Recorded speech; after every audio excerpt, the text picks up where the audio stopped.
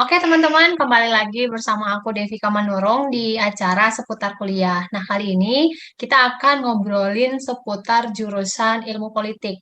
Dan kali ini aku udah ditemenin dengan narasumber yang tentu relate dengan topik kita kali ini.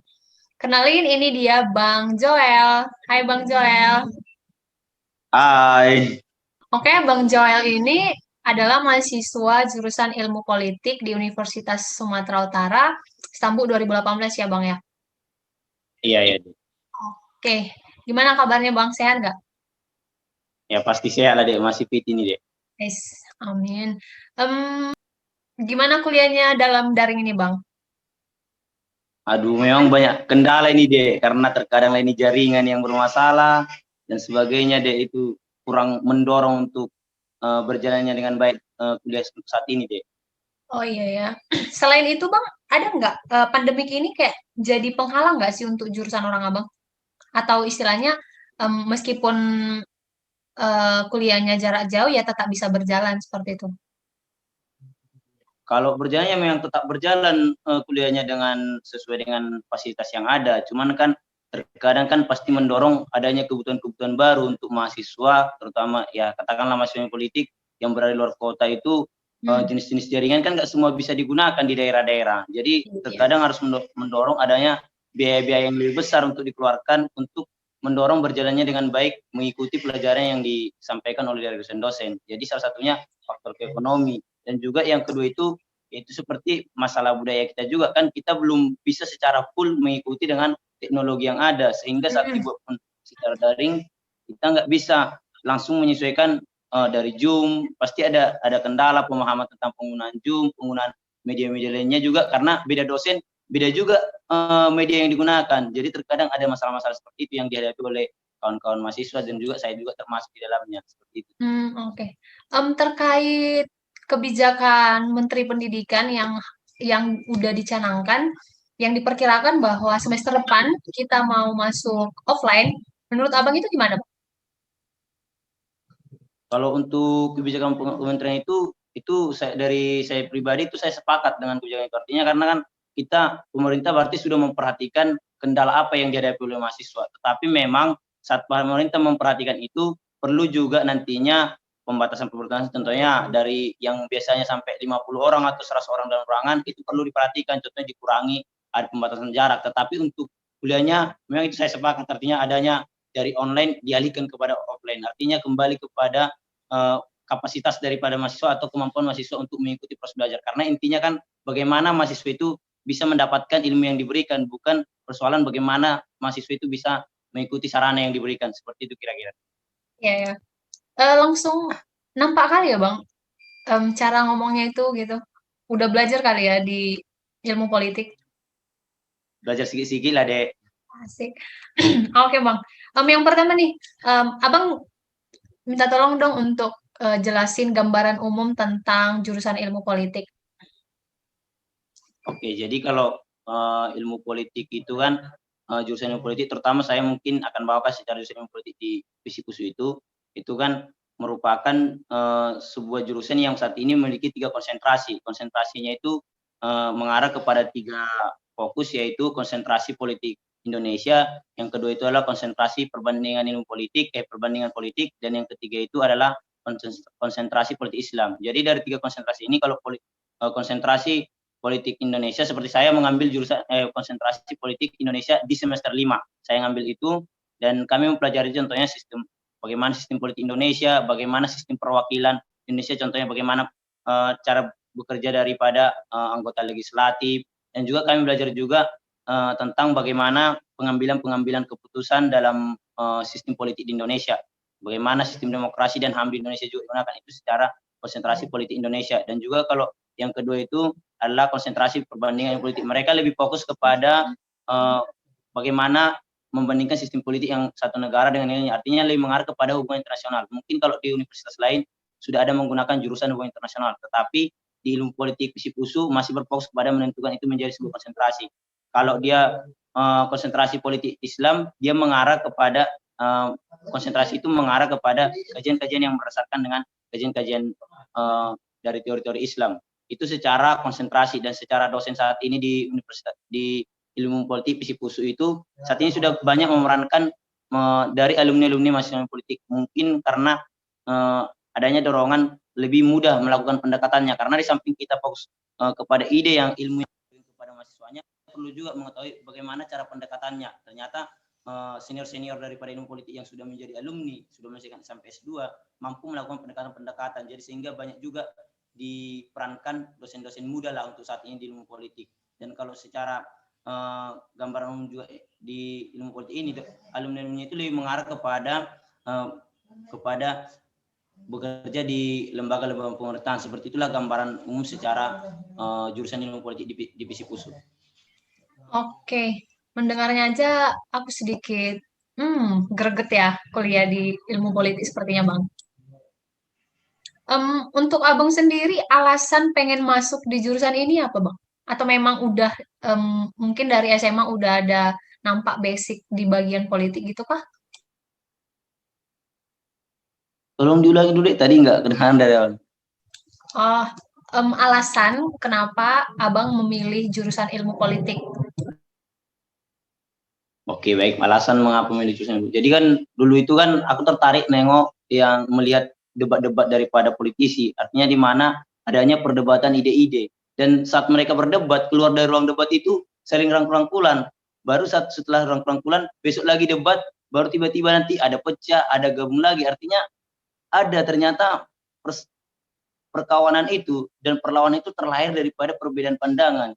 Jadi nggak ada, makanya dalam politik kan dikatakan kan tidak ada kawan yang abadi, tidak ada lawan yang abadi. Jadi dari situ aku tertarik bahwasanya dengan adanya kebebasan berpikir mereka dituangkan dalam sebuah mungkin musyawarah, dalam sebuah diskusi, mereka bisa meluangkan tanpa harus memikirkan dia akan menjadi musuhku. Jadi itulah yang mungkin salah satu yang mendorong aku untuk tertarik kepada ilmu politik, sehingga aku harus memilih jurusan ilmu politik supaya aku bisa meluangkan memberikan semua kebebasan berpikirku tanpa dia akan menjadi musuhku. Makanya aku sangat tertarik dengan diskusi-diskusi, debat-debat, dan juga bagaimana bersosialisasi, dan itu bisa aku berpandangan waktu itu pasti bisa aku dapatkan di ilmu politik. Makanya aku memilih masuk jurusan ilmu politik. Seperti itu. Nah, dari alasan yang udah Abang sampaikan tadi, pasti kan Abang udah memiliki ekspektasi awal nih tentang jurusan ilmu politik ini. Apakah ekspektasi awal Abang itu sesuai dengan kenyataan yang setelah Abang jalanin sekarang, Bang? Bicara tentang kesesuaiannya, disinilah memang sempat saat pertama masuk ke jurusan politik, kita terkadang mengira kita akan mendapatkan dari orang lain apa ekspektasi kita. Ternyata setelah kita belajar di ilmu politik, ternyata ekspektasi itu kita wujudkan dengan diri kita sendiri. Orang lain menjadi pendorong. Jadi saat aku masuk di jurusan ilmu politik, itu semakin aku temukan saat aku bersosialisasi dengan orang lain, aku harus belajar memahami orang lain. Dan disitulah dapatnya, apakah aku dapat? Ya aku tentu dapat. Walaupun memang tidak secara full. Namanya kan ini masih proses. Artinya mungkin fullnya nanti setelah selesai prosesnya. Tapi selama proses ini, aku dapatkan bagaimana belajar bersosialisasi dengan orang lain, belajar berdebat dengan orang lain, belajar memahami budaya-budaya atau kepribadian orang lain, belajar juga bagaimana untuk public speaking juga, dan berbagai hal, belajar tentang bagaimana sistem-sistem yang lain untuk dibuat dalam saat kita berkumpul, berkelompok, berkomunitas, dan organisasi. Itu juga bisa kita dapatkan dari saat kita belajar, terutama dari teori-teori ilmu politik itu sendiri. Seperti itu kira-kira. Oke, dari penjelasan penjabaran yang telah Abang sampaikan barusan, pasti kebanyakan ketika orang ingin memilih suatu jurusan, ujung-ujungnya mereka akan lebih mencari prospek kerjanya jurusan ini kemana nih, gitu. Nah, prospek kerja dari ilmu politik ini sendiri kemana aja, Bang? Apakah hanya berpusat seperti ke politikus misalkan?